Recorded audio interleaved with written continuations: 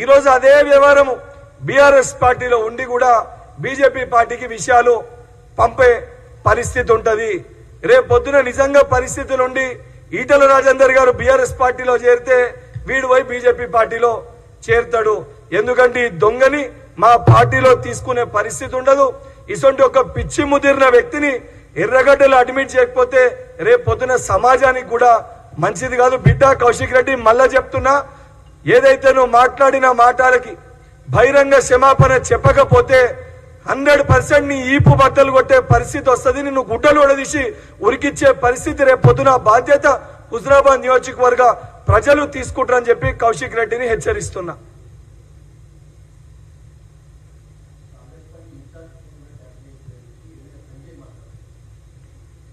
ఇప్పుడు వాళ్ళందరూ కూడా మాట్లాడేది ఎమ్మెల్యే సంజయ్ గాని కౌశిక్ రెడ్డి గాని వీళ్ళందరూ గతంలో కేటీఆర్ కి సన్నిహితులుగా ఉన్నోళ్ళు.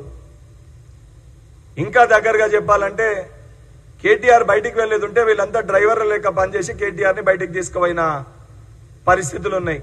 కేటీఆర్ చేసిన వ్యవహారాలు, కేటీఆర్ చేసిన పిచ్చి పిచ్చి పనులు, కేటీఆర్ ఏ వ్యవహారాలు అయితే పాల్పడ్డాడో బహుశా అందరూ కూడా అదే రకంగా పనిచేస్తారని చెప్పి వాళ్ళు భావిస్తున్నట్టు ఇలా వాళ్ళు మాట్లాడిన మాటలతోటి కనబడుతుంది. నిజంగా చిత్తశుద్ధి ఉంటే ఈ ఫోన్ ట్యాపింగ్ వ్యవహారంలో కేటీఆర్ దగ్గర పోయి వాళ్ళ ఎమ్మెల్యేలు అందరూ కలిసి అసలు ఫోన్ ట్యాపింగ్ వ్యవహారంలో కేటీఆర్ పాల్పడలేదు, ఏ హీరోయిన్ది కానీ, ఏ జ్యుడిషియల్ పర్సన్ది కానీ, ఏ పొలిటీషియన్ది కానీ ఏ రకమైన ఫోన్ ట్యాపింగ్ వ్యవహారంలో కేటీఆర్ వినలేదు, విని దాన్ని వాడుకోలేదు, వాడుకొని రాజకీయ అదేవిధంగా సొంత ప్రయోజనాల లబ్ధి కోసం దాన్ని ఉపయోగించుకోలేదని చెప్పి లై డిటెక్టర్ టెస్ట్ కి కేటీఆర్ ని రమ్మని చెప్పురి.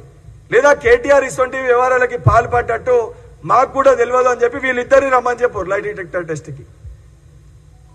అటువంటి వ్యవహారాలు పాల్పడ్డప్పుడు వీళ్ళ దృష్టికి రాలేదు, పాల్పడ్డారని చెప్పి వీళ్ళు కూడా ఎక్కడ ఇంతకుముందు వాళ్ళ ఇంటర్నల్ మీటింగ్స్ లో మాట్లాడుకోలేదు. లేదా వీళ్ళ ఫోన్లు మా ఫోన్లు కూడా ట్యాప్ అవుతున్నాయని వాళ్ళు ప్రభుత్వంలో ఉన్నప్పుడు, ఇదే కౌశిక్ రెడ్డి ఎమ్మెల్సీ ఉన్నప్పుడు నా ఫోన్ కూడా ట్యాప్ అవుతుందని చెప్పి వాడు బయట ఎక్కడ మాట్లాడలేదని చెప్పి వాడినన్నా లై డిటెక్టర్ టెస్ట్కి రమ్మన్నారు.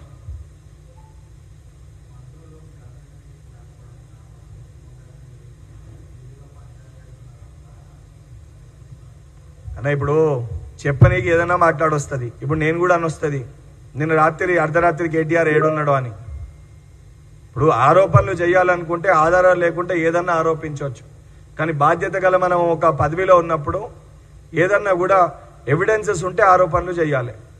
అసలు ఈ ఫోన్ ట్యాపింగ్ వ్యవహారానికి ఎవరు పాల్పడ్డారు, ఈ ఫోన్ ట్యాపింగ్ వ్యవహారాల్లో ఎవరు పాల్గొన్నారు, ఈ ఫోన్ ట్యాపింగ్ వల్ల ఎవరెవరు ఇబ్బందులు పడ్డారు, నాకంటే బాగా మీడియా సోదరులు మీకు కూడా తెలుసు. ఎందుకంటే ఆ ఫోన్ ట్యాపింగ్ వ్యవహారంలో చాలా మంది మీడియా మిత్రులను కూడా ఇన్వెస్టిగేషన్స్ లో వాళ్ళ ఫోన్లు ట్యాప్ అయినని పిలవడం జరిగింది.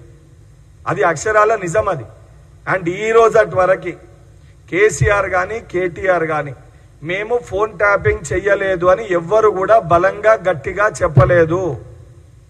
ఈరోజు చాలా బలంగా గట్టిగా కాంగ్రెస్ పార్టీ పక్షాన మేము చెప్పగలుగుతాము, ఈ ఫోన్ ట్యాపింగ్ వ్యవహారం అనేది గత ప్రభుత్వము వాళ్ళ స్వార్థ రాజకీయ ప్రయోజనాల వ్యక్తిగత ప్రయోజనాల కోసము దాన్ని వినియోగించుకున్న విషయం పైన ఈరోజు ఇన్వెస్టిగేషన్ నడుస్తుంది. ఈ ప్రభుత్వంలో అసొంటి దేనికి కూడా ఈ ప్రజా ప్రభుత్వం అసొంటి చర్యలకి పాల్పడతలేదని చెప్పి చాలా బలంగా గట్టిగా నేను చెప్పగలుగుతా.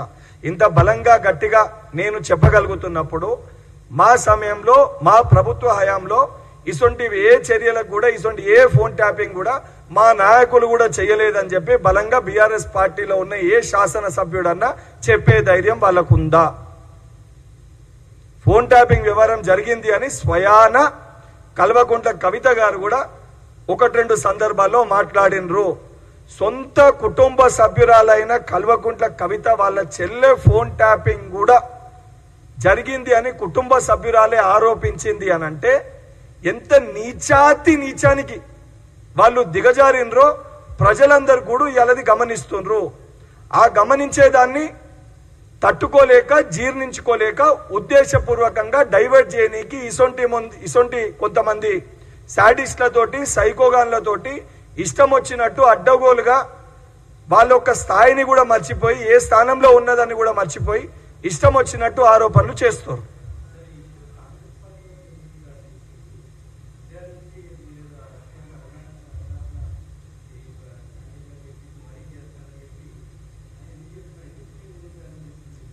మీకు అదే చెప్తున్నా. ఇప్పుడు ఫోన్ ట్యాపింగ్ విషయంలో మీరు కానీ జ్యుడిషియల్ వాళ్ళు కానీ పొలిటీషియన్స్ కానీ కేటీఆర్ని ప్రజలందరూ కూడా అసహించుకునే పరిస్థితి ఏర్పడ్డది ఇన్వెస్టిగేషన్ అవుతున్నప్పుడు.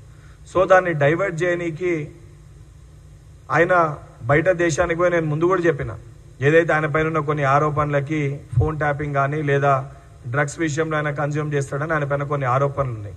దానికి సంబంధించి తనను తాను ప్రూవ్ చేసుకొని ఆయనేమో బయట దేశానికి పోయి బాడీ డీటాక్స్ చేసుకొని పోయి యూకే పోయిండో, యూకేకి వెళ్ళి ప్యారిస్ పోయిండో, ఎక్కడికి పోయిండో ఆడ పోయి చెక్ చేయించుకొని క్లారిటీ తెచ్చుకొని రిటర్న్ వచ్చి నేను అన్ని టెస్ట్లకు రెడీ అని వాళ్ళు అంటుండు. సో ఆయన పైన వచ్చిన ఆరోపణలు అన్నింటినీ కూడా ఏంటంటే డైవర్ట్ చేయనీకి ఇతరుల పైన ఆ బురద జల్లుతాయి.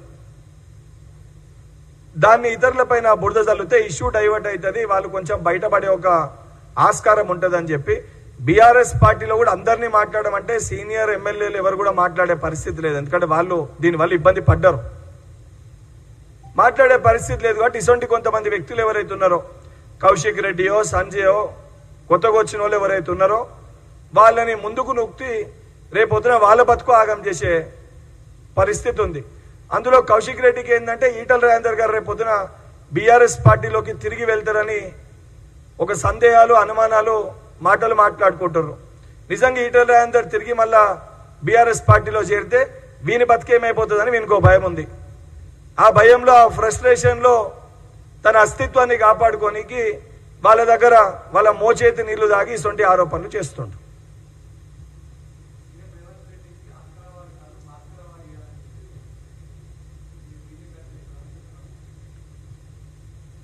రామచంద్రరావు గారు నిజంగా వారు బీజేపీ పార్టీ అధ్యక్షులైనాక ఒక బీసీ బిడ్డకి రావాల్సిన కుర్చీలో ఆయన కూర్చుండు. కనీసం నిజంగా వారికి చిత్తశుద్ధి బాధ్యత ఉంటే 42% రిజర్వేషన్ పైన కేంద్ర ప్రభుత్వానికి, తెలంగాణ రాష్ట్ర బీజేపీ పార్టీ అధ్యక్షునిగా కేంద్ర ప్రభుత్వానికి అతను కూడా ఒత్తిడి చేసి నేను ఒక బీసీ అధ్యక్షునికి రావాల్సిన కుర్చీని గుంజుకున్నా కూడా నేను బీసీలకి న్యాయం చేసిన, బీసీల పక్షాన నిలబడ్డా అని వారి యొక్క చిత్తశుద్ధిని వారు చాటుకోవాలి. చాటుకోకుండా ఇటువంటి పిచ్చి పిచ్చి మాటలు మాట్లాడి అర్థం పర్థం లేని మాట్లాడితే రేపొద్దున ప్రజలే వారికి తగిన గుణపాఠం వారికి వారి పార్టీకి చెప్తారు. చేసినాం గాడి చెప్పుకుంటున్నామన్నా.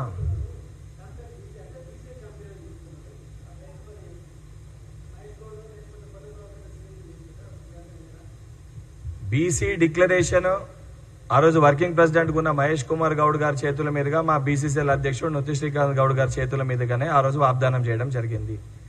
ఈ రోజు కూడా మా పార్టీ అధ్యక్షుడిని మేము ఒక బీసీ బిడ్డని చేసుకొని వారి నేతృత్వంలోనే వారి సారథ్యంలోనే ఈ మొత్తం వ్యవహారం కూడా నడపడం జరుగుతుంది. ఈరోజు ముఖ్యమంత్రి గారు ఢిల్లీకి వెళ్ళి అక్కడ సంబంధించి మీటింగ్ కానీ ఇవన్నీ కూడా పార్టీ పరంగా ఒక బీసీ మా అధ్యక్షుని ఆధ్వర్యంలోనే నిర్వహించడం జరుగుతుంది.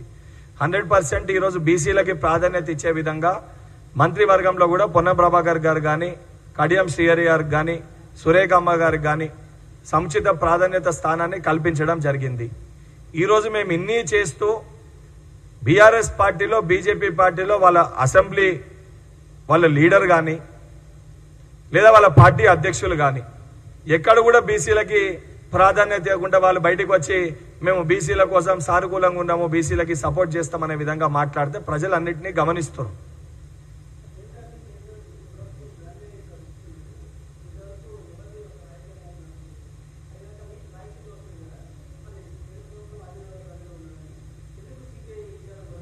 అంటే ఒకటి ఫోన్ ట్యాపింగ్ విషయంలో మనం అందరం కూడా గమనించాల్సింది ఒక ముఖ్యమైన విషయం ఉంది.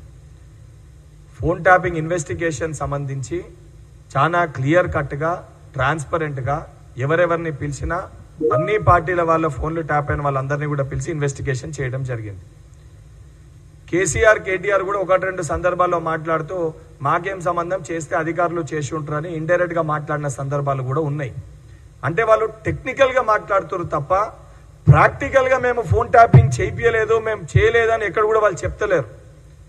సరే, 1-2 సందర్భాల్లో వాళ్ళు చేసిన స్కామ్లన్నీ కూడా వీళ్ళు ముఖ్యమంత్రిగా, షాడో ముఖ్యమంత్రిగా ఉన్న సమయంలో వీళ్ళ అధికారులను ఆదేశించి కొన్ని చర్యలకి పాల్పడ్డారు. ఈరోజు టెక్నికల్గా మేము చేయలేదు కదా, మేము సంతకాలు పెట్టలేదు కదా అని టెక్నికల్గా వాళ్ళు మాట్లాడుతారు తప్ప మేము అధికారులను ఆదేశించలే, మా హయాంలో జరగలేదని ఎక్కడ కూడా వాళ్ళు మాట్లాడతలేరు. సో ఇవన్నిటితోటి చాలా స్పష్టంగా అర్థమవుతుంది. నేను ఇప్పుడే చెప్పిన, మళ్ళీ రిపీట్ చేస్తున్నా, వాళ్ళ కారుకి 4 టైర్లు ఉన్నాయి. 4 టైర్లని నలుగురు 4 దిక్కులో ఊడవిక్కొని పోయినరు. స్టీరింగ్ ఉన్న వ్యక్తి ఏమో బగ్గ దాగి ఫార్మ్ హౌస్ లో వన్నాడు. ఆ కారు డిస్మాంటల్ అయిపోయింది. కారు పని కథమైంది. కథమైన దానికే కేటీఆర్ ఇసొంటి కొంతమందిని పెట్టి ఏదో వాళ్ళ వనికి చాటుకొనికి ఇసొంటి ఆరోపణలు అనేటివి చేస్తారు.